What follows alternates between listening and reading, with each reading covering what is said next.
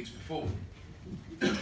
And whilst I missed the opening moments of Daniel's speech, I caught most of it as I was kind of squirming my way surreptitiously down the side of the room. So I'm not going to thank him because he delivered a speech of such eloquence and poetry and beauty that I'm going to sound like a Neanderthal. And I don't think that I should thank him for that. But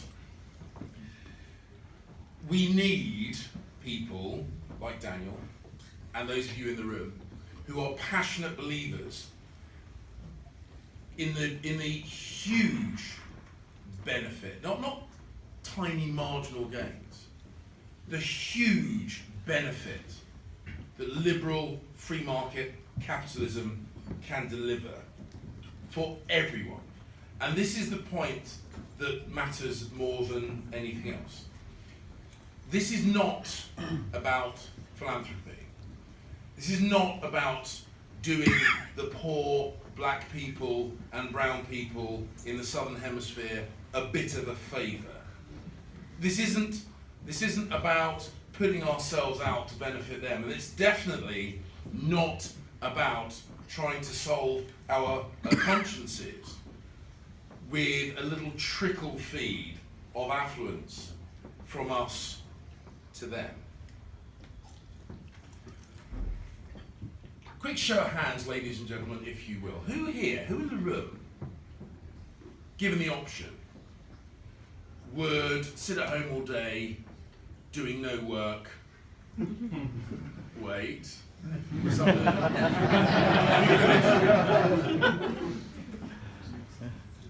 Being provided with just and only just enough money to keep body and soul together with money out of my wallet. Who would fancy a bit of that life? No work? No work? Oh, come on. It's free money. Is it specifically your money? Increase your offer. Half your salary. No, come on. It's literally free money. It's literally free money. Bit of philanthropy. I might lord it over you a little bit. I might turn round to my terribly enlightened liberal friends and say, oh yeah, no, I give quite a bit of money to charity. Yeah, poor blighters. Haven't got a home. It's really only me that keeps them in food.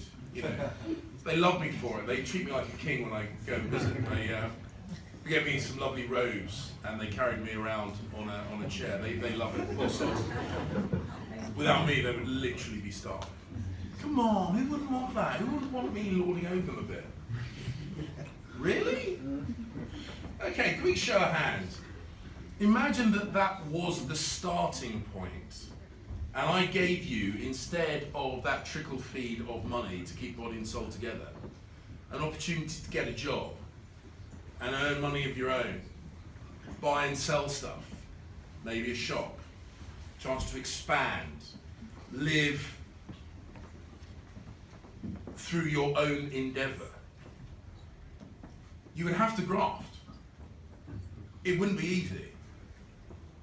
Who would fancy a bit of that? This is where you're all meant to be. Yeah. I do love people about going, so what were the conditions of the whole thing? So the point I make is there is not enough philanthropy in the universe to lift people out of poverty that need to be lifted out of poverty. There is no amount of money that any of us would be willing to give away to genuinely lift people sustainably out of poverty. Charity does not end poverty. Philanthropy makes poverty a bit nicer, but it's still pretty shit. If you genuinely want to lift people out of poverty, then you don't lift them out of poverty. They lift themselves out of poverty through free trade. It is, and as Daniel pointed out, through a really long experiment, a really robust set of evidence data. The only way that people are lifted out of poverty is through trade. And so, if you want to feel good about yourself, if you want to lord it up with your liberal friends and show them photographs of the poor people around the world that you helped prevent being poor, don't give them a little bit of your money. Buy their stuff. Do business with them and do it in a respectful way. And I'll tell you what, a really respectful way: strike a hard bargain. No greater sign of respect for someone you're doing business with than doing it properly, taking it seriously. Strike a hard bargain, but be fair about it. This is about doing business in a long-term sustainable way, not trying to screw them over for a short-term hit. And if we did that, if British society did that, British people did that, if the wealthy countries in the world did that, actually what we would find, as Daniel says, really eloquently, very eloquently, too bloody eloquently, they would be massively better off than they were. But the really nice thing is we would also be at least a little bit better off than we were.